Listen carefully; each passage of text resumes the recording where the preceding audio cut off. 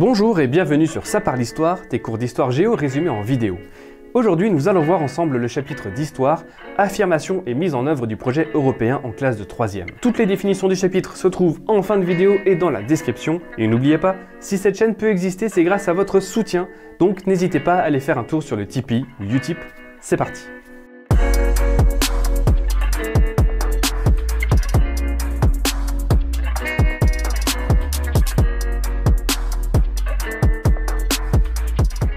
Comme pas mal de chapitres de l'année de 3e, celui-ci prend place au lendemain de la Seconde Guerre mondiale et pendant la guerre froide. Le monde se divise en blocs, le tiers-monde s'élève, en Afrique et en Asie, et en Europe, des voix s'élèvent en faveur d'un continent uni et en paix. En même temps, on vient de se prendre 2 guerres mondiales, ça suffit maintenant. Le souhait des personnes qu'on nomme les pères de l'Europe est de créer une zone de prospérité commune. Le projet européen s'inscrit aussi dans le contexte de la guerre froide. L'Europe de l'Est est sous la direction de l'Union soviétique. Il s'agit de protéger l'Europe de l'Ouest du danger communiste par une union d'États. On en arrive à la problématique du chapitre. Comment le projet européen prend-il forme et est-il mis en œuvre?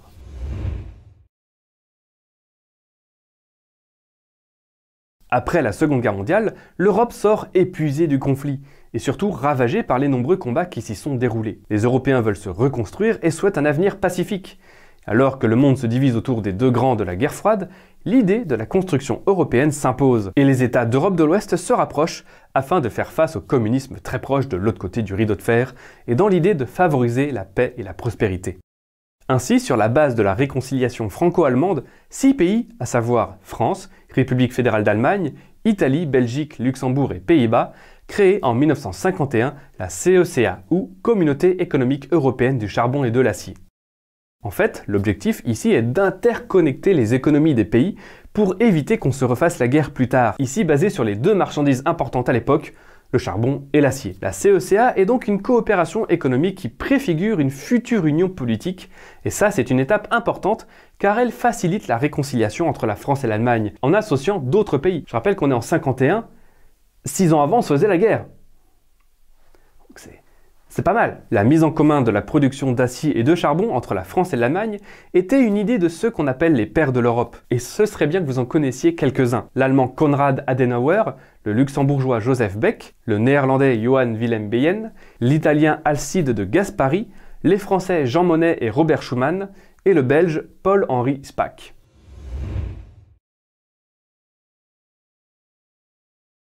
En 1957, soit 6 ans plus tard, première grande évolution de ce qui sera un jour l'Union européenne.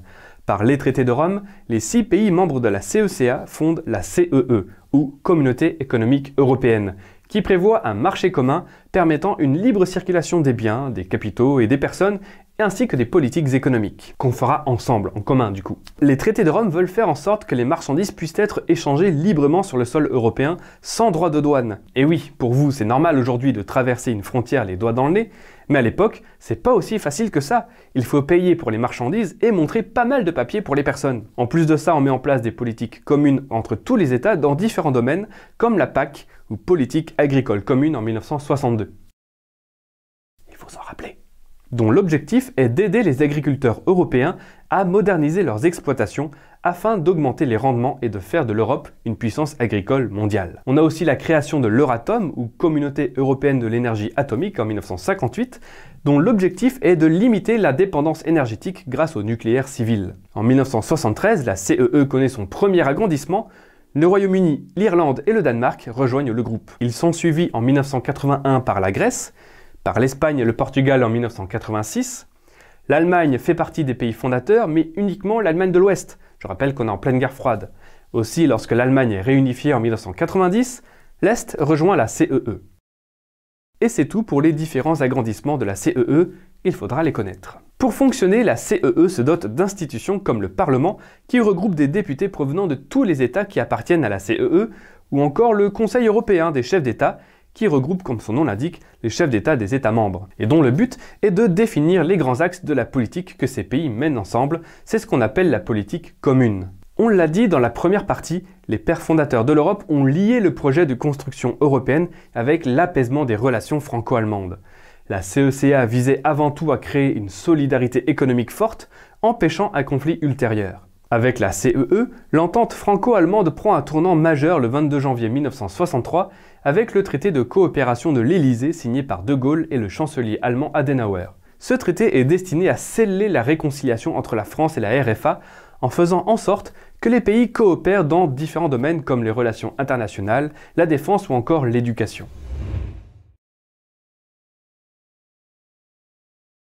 Avec la fin de la guerre froide en 1991, la construction européenne connaît une nouvelle étape.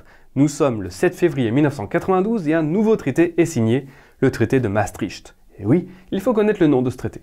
C'est ce traité qui fonde l'Union européenne et instaure une citoyenneté européenne pour tous les citoyens des États membres. La coopération entre États est renforcée, notamment dans les domaines de la sécurité, de la politique étrangère ou encore de la justice, et on prévoit qu'un jour, il y aura une union monétaire, le futur euro, qui sera mis en service 10 ans plus tard en janvier 2002. C'est ce traité, mis à jour en décembre 2009 par le traité de Lisbonne, qui encadre actuellement le fonctionnement de l'Union européenne. Et cette union accueille de nouveaux membres. En 1995, l'Europe des 12 passe à l'Europe des 15 avec l'adhésion de la Suède, de la Finlande et de l'Autriche. Puis à 25 en 2004 avec l'adhésion de nombreux pays d'Europe de l'Est, l'Estonie, la Lituanie, la Lettonie, la Pologne, la République tchèque, la Slovaquie, la Hongrie, la Slovénie, Malte et Chypre. À 27 en 2007 avec l'adhésion de la Roumanie et de la Bulgarie, et à 28 en 2013 avec l'adhésion de la Croatie. Et il faut rajouter que nous sommes maintenant revenus à 27 avec la sortie du Royaume-Uni le 1er février 2020, le fameux Brexit. La sortie du Royaume-Uni montre que la construction européenne est critiquée. C'est ce qu'on appelle l'euroscepticisme. L'Islande a par exemple retiré sa candidature pour entrer dans l'UE. On trouve principalement 3 aspects à cet euroscepticisme. Premièrement, certains pays redoutent de perdre leur souveraineté car le droit européen prime sur les droits nationaux. Alors rassurez-vous, je traduis ça. Ça signifie que si une loi d'un pays s'oppose à une règle européenne, le pays doit appliquer la règle européenne et pas la sienne. Deuxièmement, d'autres pays critiquent son mode de financement. En gros, chaque pays donne en fonction de sa richesse et l'argent est ensuite redistribué pour garantir à tous les États un développement égal. Mais forcément, les États qui donnent le plus n'aiment pas trop la situation, ce qui était le cas du Royaume-Uni. Enfin, troisièmement, certains reprochent à l'Union de ne pas être très démocratique. En effet, seul le Parlement européen est élu au suffrage universel direct, c'est lui qui adopte ou non les lois. Le problème, c'est que ce n'est pas lui qui les crée, c'est la Commission européenne qui propose des textes de loi au Parlement. Et ces commissaires européens sont au nombre de 27, proposés par les chefs d'État des pays membres. Alors on pourrait même rajouter un quatrièmement, c'est la complexité de tout ça, car en fait, plusieurs zones se superposent.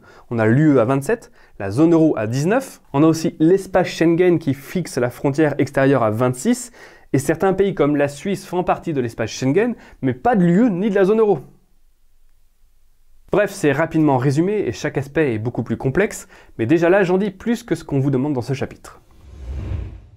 Voilà pour ce chapitre. Normalement, ce qu'on demande de vous à la fin de ce chapitre, c'est que vous soyez capable de raconter dans quel contexte démarre la construction européenne et ses objectifs. Que vous soyez également capable d'expliquer que la construction européenne progresse grâce à des réalisations concrètes, donc il faut apprendre des exemples précis, comme la PAC, les différents agrandissements, etc., Euratom, tout ça. Et enfin, vous devez être capable d'expliquer ce que sont l'élargissement et l'approfondissement de la construction européenne. En gros, les différents agrandissements et CECA, CEE, UE.